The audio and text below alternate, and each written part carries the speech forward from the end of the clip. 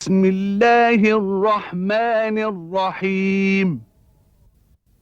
كتاب أنزلناه إليك مبارك ليدبروا آياته وليتذكر أولو الألباب. صدق الله العظيم.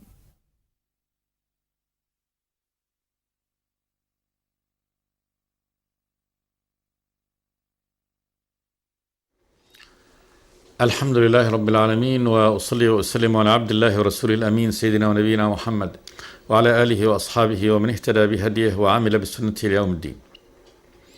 وبعد، فيقول الله تبارك وتعالى: ومن الناس من يعبد الله على حرف، فإن أصابه خير اطمأن به، وإن أصابته فتنة انقلب على وجهه خسر الدنيا والآخرة، ذلك هو الخسران المبين.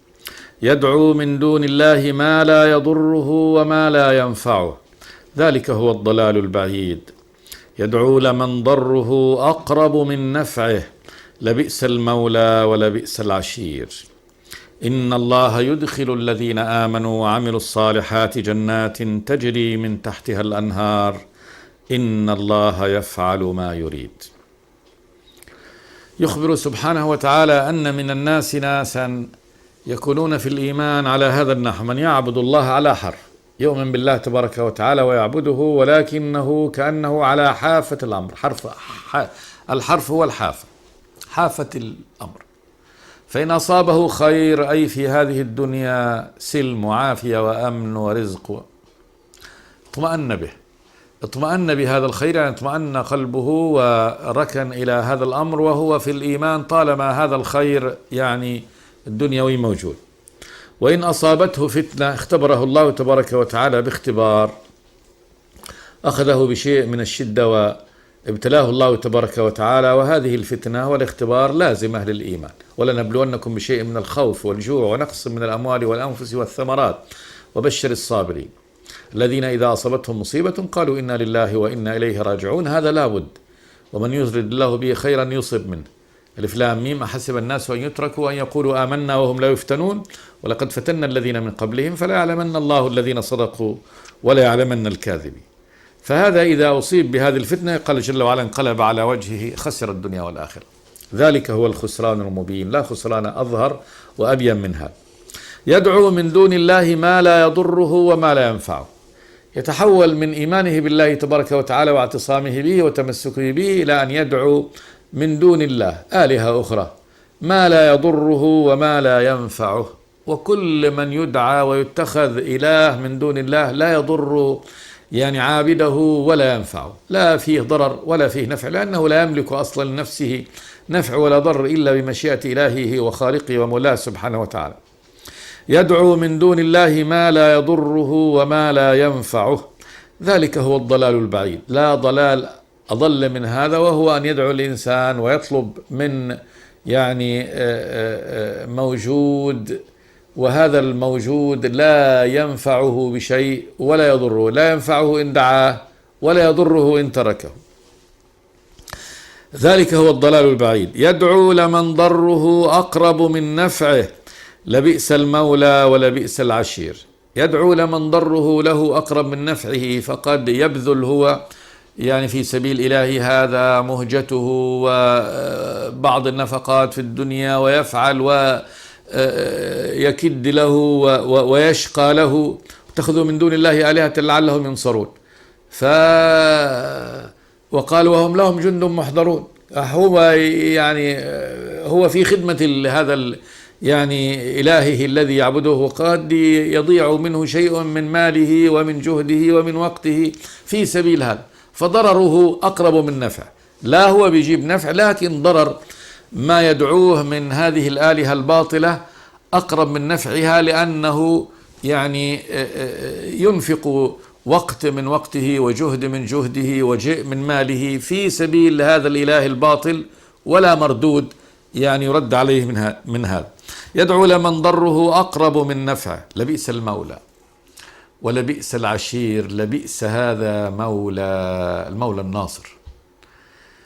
فهذا الناصر الذي أنت ذهبت له لينصرك وليرزقك وليحميك وليكون معك ولينفعك، إذا بي أنت الذي تبذل له وهو لا يفيدك بشيء، لا يفيدك بشيء ويضرك بما يعني تنفق في سبيله، هذا مولى سيء جدا. لبئس المولى ولبئس العشير. ولبئس العشير المعاشر الذي تعاشره وتعيش معه. فحتى العشير لو كان لك عشير تعاشره كزوجة ولا أخ ولا غير هذا ممن تعاشرهم، لكنهم لا ينفعونك بشيء وضررهم أقرب من نفعهم، هذا المعاشر الذي على هذا النحو هذا سيء العشرة.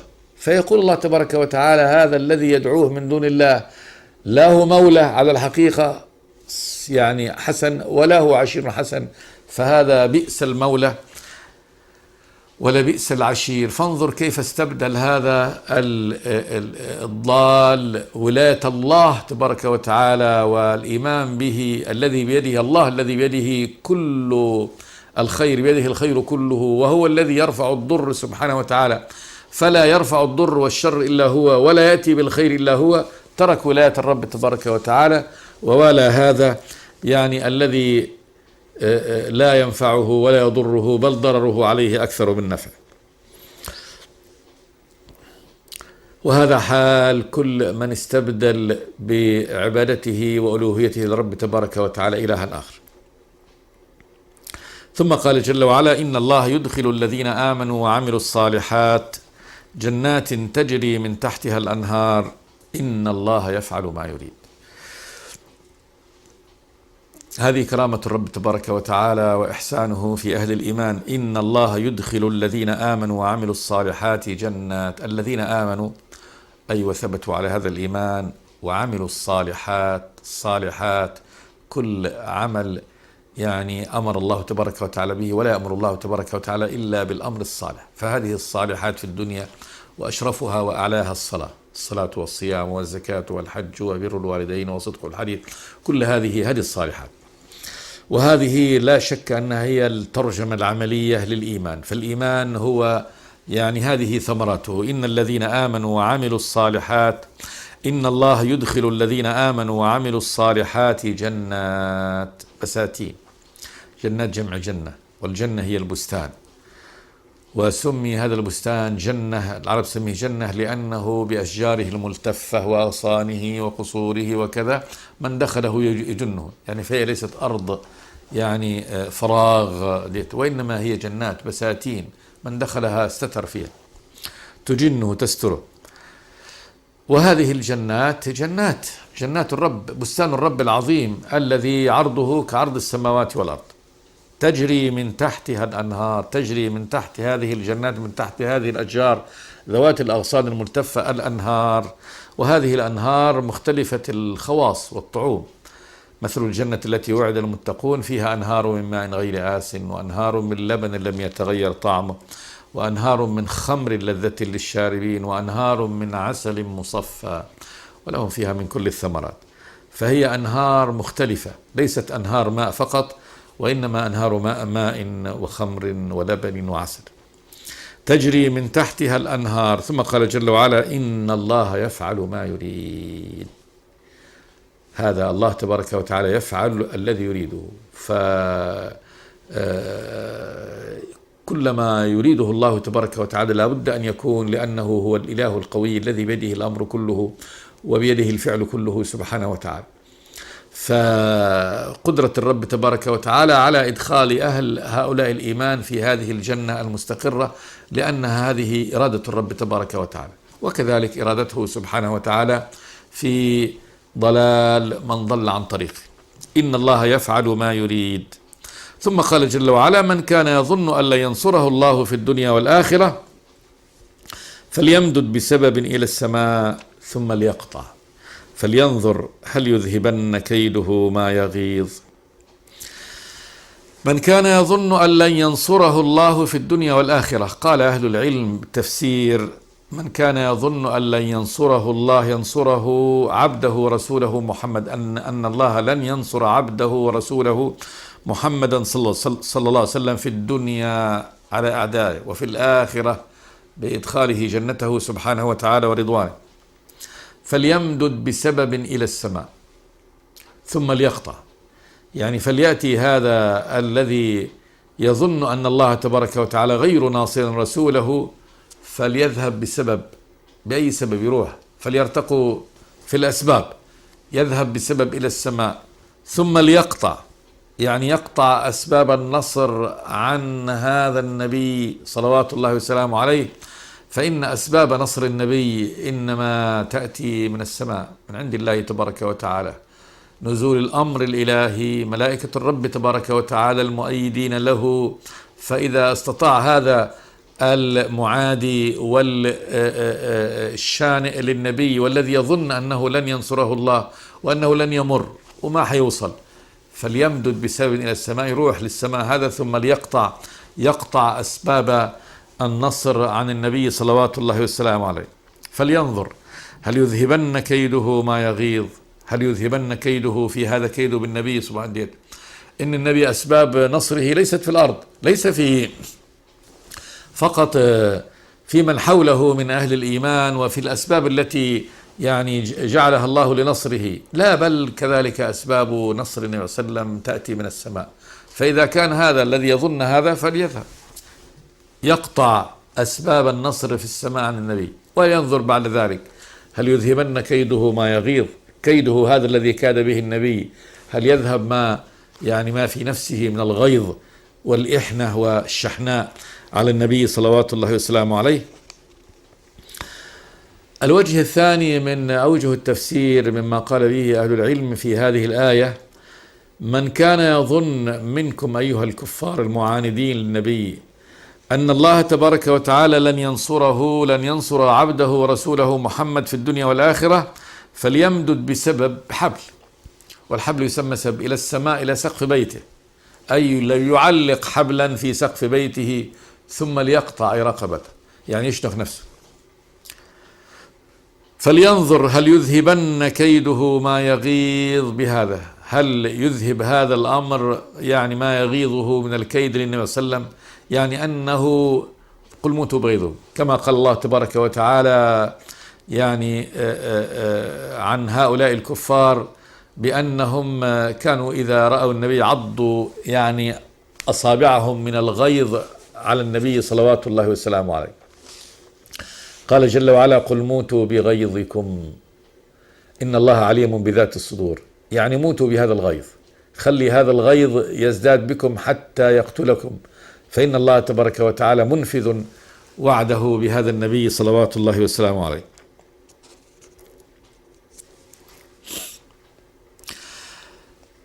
فهذا الوجه الثاني من أوجه التفسير أن يقتل نفسه، يعني فليشنق هذا الشانئ والمعادي للنبي نفسه، ولينظر هل هذا هو يعني السبيل لأن يعني يذهب غيظه وكمده من هذا النبي صلوات الله وسلامه عليه.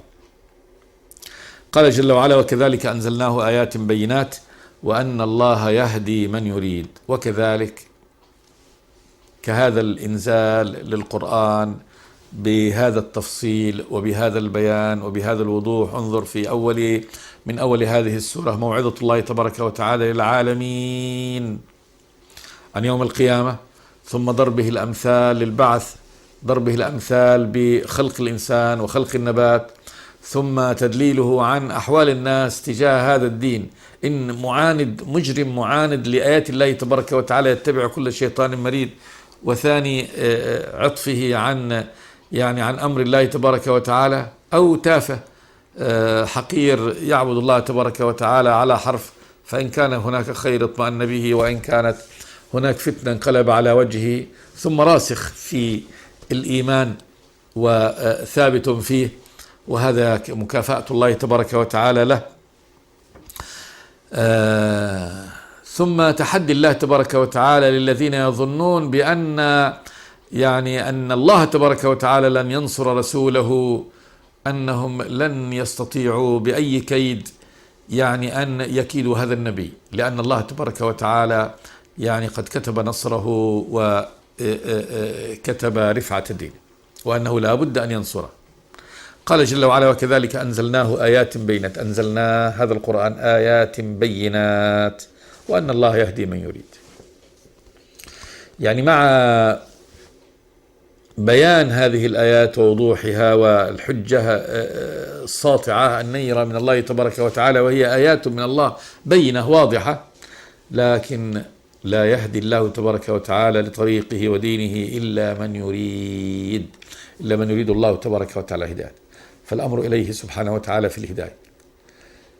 فانظر وضوح الحجة ووضوح البيان، ولكن كفر الكافر وظلمة قلبه ورده لهذه الآيات الواضحات، وجريه وركضه خلف الشبهات والشكوك والجهل واتباعه لأعدائه الشيطان، يتبع ويترك الأمر الواضح، ما يدلك على أن الله تبارك وتعالى يهدي من يريد، أن الهدى هداه سبحانه وتعالى، وأنه يهدي من يريد. وكذلك أنزلناه آيات بينات وأن الله يهدي من يريد. فمهما وضحت الآيات دون أن يكون الرب تبارك وتعالى قد كتب الهداية لهذا العبد، فإنه لا يهتدي. ثم قال جل وعلا: إن الذين آمنوا والذين هادوا والصابئين والنصارى والمجوس والذين أشركوا إن الله يفصل بينهم يوم القيامة إن الله على كل شيء شهيد. ذكر الله تبارك وتعالى هنا الأمم كلها على اختلافها. إن الذين آمنوا، وهم هذا أصبح علم على من آمن بالنبي محمد صلوات الله وسلامه عليه، أهل الإسلام والإيمان، أهل هذه الملة والأمة الخاتمة للأمم. إن الذين آمنوا بدأ الله تبارك وتعالى بهم لعظمهم وشرفهم. والذين هادوا اليهود، والصابئين أمة من الأمم كانوا من عباد الأوثان والأصنام وعباد النجوم، وهم من بعث فيهم إبراهيم ودعاهم إلى الله تبارك وتعالى. والنصارى الذين قالوا إن نصارى أتباع عيسى بن مريم، والذين كذلك ضلوا عن طريقه. المجوس أمم هؤلاء الكفر من الفرس والهنادك وغيرهم. والذين أشركوا، العرب المشركين وكل أمم الشرك، عبدوا الله تبارك وتعالى، كانوا يؤمنون بالله لكنهم يشركون مع الله تبارك وتعالى آلهة أخرى. قال جل وعلا: إن الله يفصل بينهم يوم القيامة. هذه الأمم على اختلافها، الفصل بينها أي الحكم، أن الحكم عليها إنما هو لله تبارك وتعالى. إن الله يفصل بينهم يوم القيامة إن الله على كل شيء شهيد. إن الله على كل شيء شهيد، لا يغيب عنه سبحانه وتعالى. فكل الخلق هو شهادة عند الله تبارك وتعالى. الله لا غيب عليه، ما في غيب على الله ولا ذرة، ما في ذرة تغيب عن الرب تبارك وتعالى. وما يعزب عن ربك مثقال ذرة في السماوات ولا في الأرض ولا أصغر من ذلك ولا أكبر إلا في كتاب مبين. فالله شاهد على كل شيء سبحانه وتعالى، لا غيب عنده، وبالتالي فهو العليم سبحانه وتعالى والمشاهد لحال هذه الأمم وما قالت وما اعتقدت وما فعلت. وكل هذه الأمور سيحكم الله تبارك وتعالى فيها على أهلها يوم القيامة. ثم قال جل وعلا: ألم تر أن الله يسجد له من في السماوات ومن في الأرض والشمس والقمر والنجوم والجبال والشجر والدواب وكثير من الناس وكثير حق عليه العذاب ومن يهن الله فما له من مكرم إن الله يفعل ما يشاء. ألم تر، قد علمت أن الله يسجد له من في السماوات ومن في الأرض. السجود بالنسبة للإنسان معلوم، والسجود الذي أمرنا أن نسجده بينه النبي صلى الله عليه وسلم وقال: أمرنا أن نسجد على 7 أعظم، وأشار صلى الله عليه وسلم إلى جبهته الكفين والركبتين وأطراف القدمين. وضع هذه مواضع السجود التي تقع في الأرض، هذا السجود، هذا سجود هذا الإنسان، يعني كيفية سجود الإنسان. يخبر سبحانه وتعالى بأن الله يسجد له من في السماوات ومن في الأرض. من في السماوات من خلقهم الله تبارك وتعالى من العوالم التي خلقها الله، وقد أخبر الله تبارك وتعالى بالملائكة الذين يسكنون السماء وأنهم في كل السماوات، بدءا بحملة عرش الله تبارك وتعالى إلى يعني العنان السماء الدنيا. ومن في الأرض، من في الأرض كل من في الأرض من هذه الموجودات. قال جل وعلا: والشمس، هذا النجم العظيم المعلوم لكل البشر، والشمس والقمر كوكبنا، والنجوم هذه التي نثرها الله تبارك وتعالى في هذه السماء وزين بها يعني السماء الدنيا التي تلي الأرض، والجبال والشجر،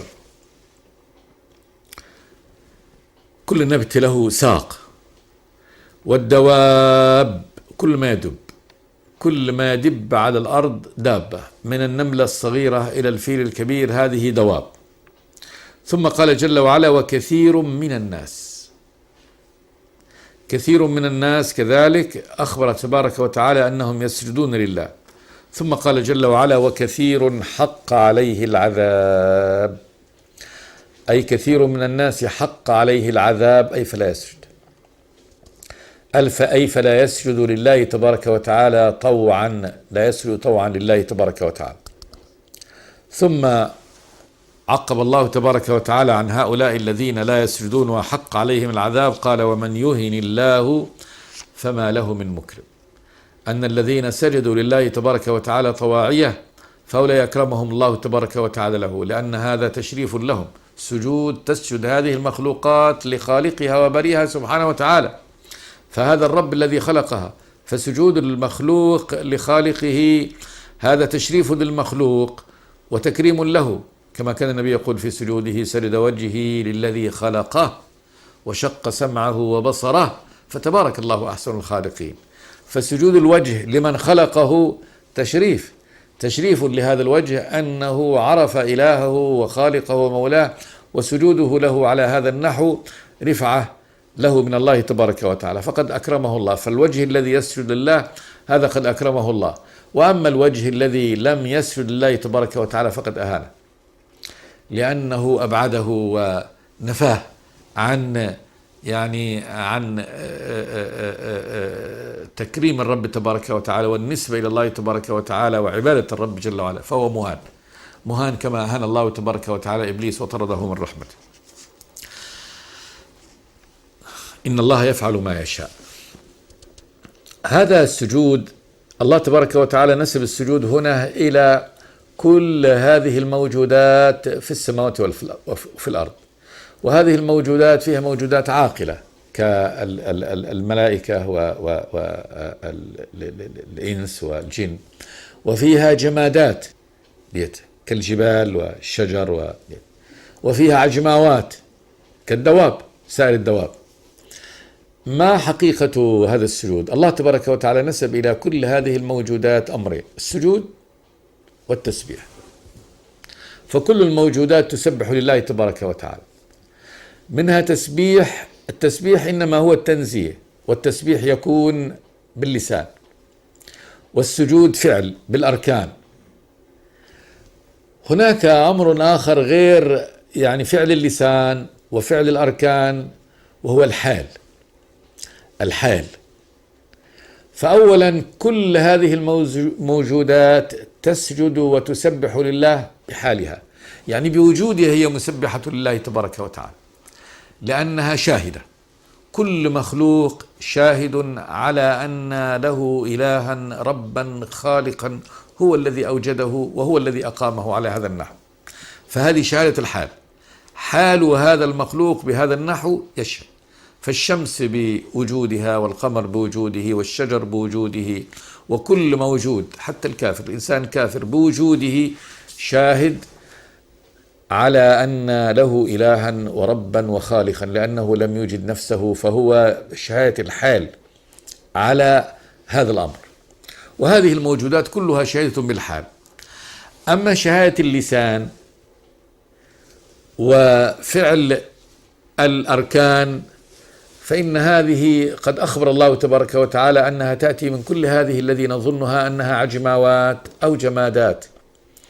لا إشكال عندنا في الفهم في أن المخلوقات العاقلة التي لها إرادات تسبح لله تبارك وتعالى. فالملائكة مثلا والذين عند ربك لا يستكبرون عن عبادته ويسبحونه وله يسجدون. فالتسبيح باللسان مقالي، وكذلك السجود اللي هو بالأركان تفعله الملائكة لأنها مخلوقات يعني عاقلة مريدة، وكذلك حال المؤمنين. أما تسبيح وسجود الموجودات التي هي نقول بأنها عجماوات وجمادات، فهذه لا شك أن لهذه إدراكات. فالله تبارك وتعالى أخبر بأن لها إدراك، قال وإن من شيء لا يسبح بحمده ولكن لا تفقهون تسبيحه. إن من شيء، ما في من شيء إلا وهو يسبح بحمد الله. ثم قال جل وعلا ولكن لا تفقهون تسبيحه. لا تفقه أنت يا أيها الإنسان تفقيه هذا. قال جل وعلا لله ملك السماوات والأرض، وقال جل وعلا والطير صافات كل قد علم صلاته وتسبيحه. كل من الطير علم الله تبارك وتعالى صلاته وتسبيحه، فهو يصلي ويسبح، وصلاته فيها ركوع وسجود، ويسبح والتسبيح يعني فعل مقالي، ولكن هذا يعني قد علم الله تبارك وتعالى أو علمه الله تبارك وتعالى كيف يسبح ويصلي. فهذه الأفعال أفعال تنزيه الرب تبارك وتعالى، تسبيحه قالا وكذلك فعالا بالسجود. لا شك أن هذه الموجودات تسجد لله تبارك وتعالى، وإن كانت الهيئات غير معلومة لنا. فكيف يسجد الشجر، وكيف تسجد الشمس، وكيف يسجد القمر؟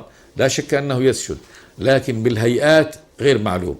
أما كيف تسبح فإن الله تبارك وتعالى يعلم تسبيحه. ألم ترى أن الله يسجد له من في السماوات ومن في الأرض والشمس والقمر والنجوم والجبال والشجر والدواب وكثير من الناس وكثير حق عليه العذاب. أي حق عليه العذاب، أصبح العذاب حقا عليه، وهذا لأنه لا يسجد لله تبارك وتعالى كما أمره الله تبارك وتعالى بالفعل الإرادي الاختياري، وإن كان يسجد إجباري، كما قال تبارك وتعالى عن هؤلاء الكفار وظلالهم بالغدو والآصال. فهم يسجدون لله تبارك وتعالى وتسجد ظلالهم، هذا رغما عنهم بالخلق، فهذا سجود ذل وخضوع يعني غير إرادي. وأما المؤمنون فإنهم يسجدون ويسبحون لله تبارك وتعالى بإرادتهم، هم مريدين لهذا الأمر، وهذا هو الذي له التكريم وله المنزلة عند الله وله الثواب عند الله. ومن يهن الله فما له من مكرم إن الله يفعل ما يشاء الخلق. فيكرم هذا ويهين هذا، فهذا إذا أكرمه الله تبارك وتعالى فهذا المكرم من الله تبارك وتعالى، وهذا المهان من الله تبارك وتعالى. إن الله يفعل ما يشاء، له الفعل وحده وله المشيئة وحده سبحانه وتعالى. ثم في بيان نفاذ مشيئة الرب تبارك وتعالى في خلقه وانقسامهم إلى مؤمن وكافر على هذا النحو، قال جل وعلا هذان خصمان اختصموا في ربهم فالذين كفروا قطعت لهم ثياب من نار يصب من فوق رؤوسهم الحميم يصهر به ما في بطونهم والجلود ولهم مقامع من حديد كلما أرادوا أن يخرجوا منها من غم أعيدوا فيها وذوقوا عذاب الحريق. إن الله يدخل الذين آمنوا وعملوا الصالحات جنات تجري من تحتها الأنهار يحلون فيها من أساور من ذهب ولؤلؤا ولباسهم فيها حرير. هذه ترجمة وبيان لأن الله تبارك وتعالى يفعل ما يشاء ضرب الله تبارك وتعالى مثل بأهل الإيمان والكفر، قال هذان خصمان اختصموا في ربهم. وسيأتي في هذا أن هؤلاء الخصمان كانوا من أبناء العمومة، ولكن لما اختصموا في ربهم انظر يعني كيف كان صنيع الرب تبارك وتعالى في أهل الإيمان وصنيعه سبحانه وتعالى في أهل الكفران. نعود إلى هذه الآيات إن شاء الله في الحلقة الآتية. استغفر الله لي ولكم كل ذنب. صلوا وسلموا على عبد الله ورسوله محمد. بسم الله الرحمن الرحيم. كتاب أنزلناه إليك مبارك ليدبروا آياته وليتذكر أولو الألباب. صدق الله العظيم.